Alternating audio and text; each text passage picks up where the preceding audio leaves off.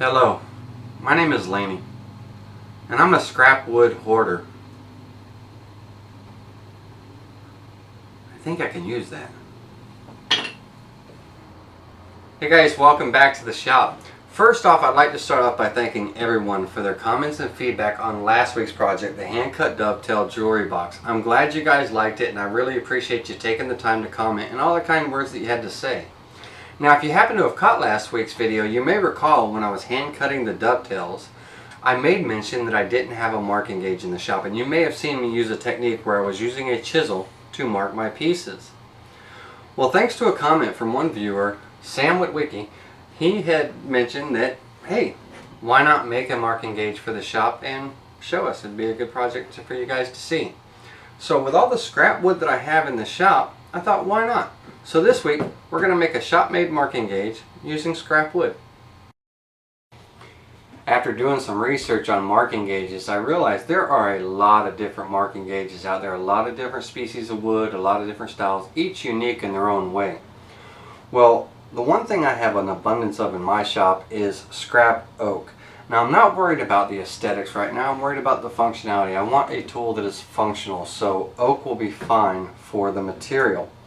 That, along with some minimal supplies, I've got a piece of brass bar stock here. I've got a couple of threaded inserts and a couple of these curled nut screws and some cutting knives. With that, I think I can get it done. So let's get started. I start off with a 1/4-inch dado blade in the table saw to cut a small groove that will accept the brass bar stock for the stem of the marking gauge. Now I'm using a wide piece here, but I'll cut it down to its final 3/4 in just a minute. Once the groove is cut, I can go ahead and adjust the fence and make my first cut. I adjust the fence to 3/4 inch to make the final cut on the stem. That'll bring it down to 3/4 by 3/4. When you're cutting your stem down, you want to ensure that the groove for the brass bar stock is in the center. Switching over to a 3/4-inch dado stack and using my dado sled, I cut the notch into the face of the marking gauge that will accept the stem. Once that cut is made, I can set the sled stop block to 3 3/4 inch, which is the overall length of the face of this marking gauge. With everything set, I can go ahead and cut the face down to its final dimensions. I can then flip up my stop block and cut the stem of the gauge to 9 inches, which is its overall length.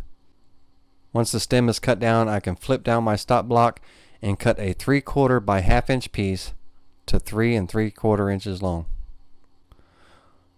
Once that cut is done, all the pieces are done for the gauge. Now it's time to do a test fit and see how everything goes together. So far so good. Now we can get ready to install the threaded inserts. I start by taking the 3/4 by 1/2 inch piece of oak and pre-drill for the threaded insert. I'm using a 13/64 inch drill bit here. Once the hole is pre-drilled for the insert, I can go ahead and install it. I want to make sure the insert goes in square and straight, so I'm going to use my drill press for this step. How I do that is by taking an 8/32 screw and removing the head.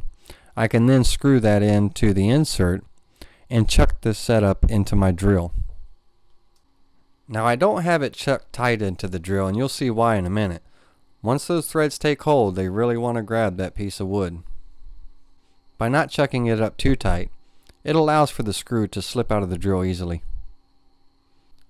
With the insert in, I can go ahead and remove the screw.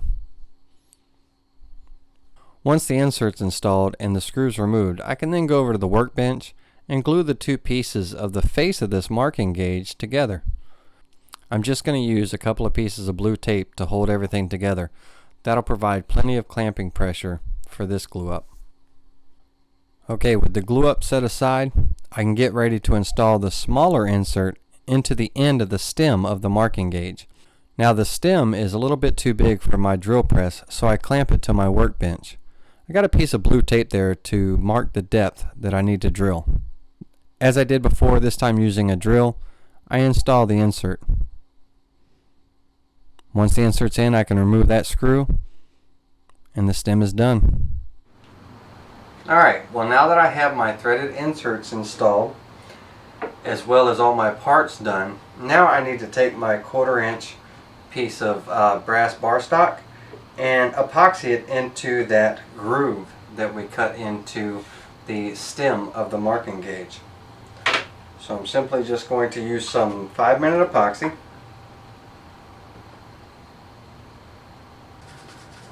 Make sure it's mixed thoroughly and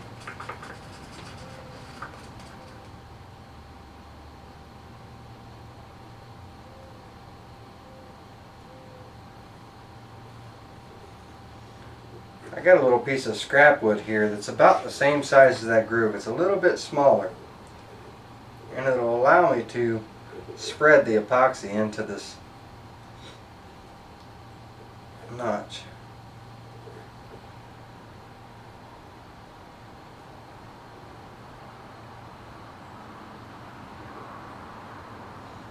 My brass bar stock is longer than my stem. Once I get it epoxied in, I'll just cut that off with a hacksaw.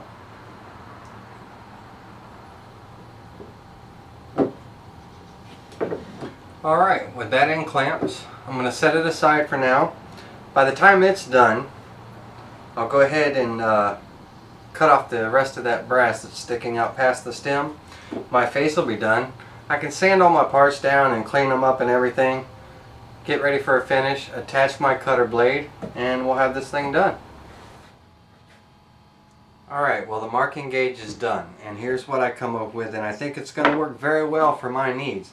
It looks like a standard marking gauge. The face of the marking gauge, the reference face, I've got plenty of surface there for working with pieces, so I like that. The brass bar stock here allows for this curl nut in the top. When setting the distance, it allows it to set, and I don't have to worry about, if it was just bare wood, then the screw sinking into the wood and then eventually coming loose. The bar stock will help that a lot. For the end and for the cutter, what I have is I made it to where I can do it two ways. I can use a little cutter wheel, or I can use the type of cutter that I have in here now. And what this is a little mini razor blade, and it's one of those, and let me grab one, that it's for a mini utility knife. And it's got a hole in it. It already comes with a hole in it, and you can get them, they come just like that. And that hole is perfect for a 3/16 inch screw to go into. And that's what my threaded insert and what my curled nut on here is a 3/16. Now I've got two cutting blades, or two cutting edges basically, and all I have to do is just flip the blade around when one becomes dull over time. And I can also, like I said, use a cutting wheel on here just as well, that as long as the center of the cutting wheel is big enough for my screw to go into. All in all, it works out well. I put some paste wax on it to help it slide and everything. Real happy with it. I think it'll work well for my needs. One quick thing, and I'll see if I can show this to you where you can see it.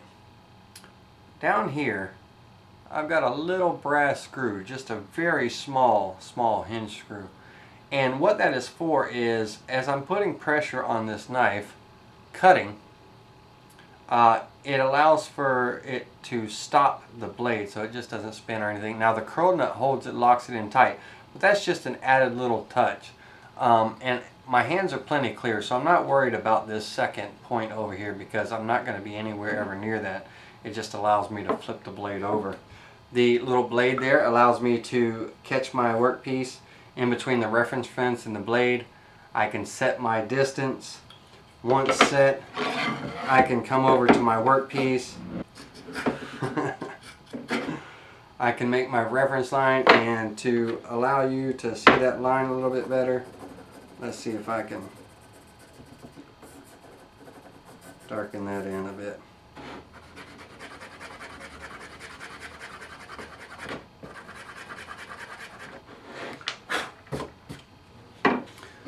So that way I'm very happy. It makes a nice thin reference cut. It does well with marking, and it also, you know, for marking with the grain, it does well. So there you go, guys, a quick and simple shop made jig. It fits good in my hand. I cut the dado in the marking face pretty tight, so it works well. There is no play in it, and that's what you need. You want, once you set it, it's there, you get nice straight lines. You don't have any play or wiggle or anything. Overall, the overall measurements of the marking gauge was 9 inches. The marking face was 2 1/4 by 3 3/4. All 3/4 inch stock. The post is 3/4 by 3/4, and this is 3/4 inch stock.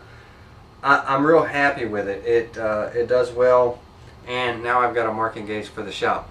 Very little material, very little scrap, and very little material as far as the brass bar stock, a couple of curl nuts, and a couple of threaded inserts, and then your cutter blades, and you're set. You can make one for yourself. Well, got some scrap wood left over. It's gonna go in my scrap bin. Until next time, guys. See you soon.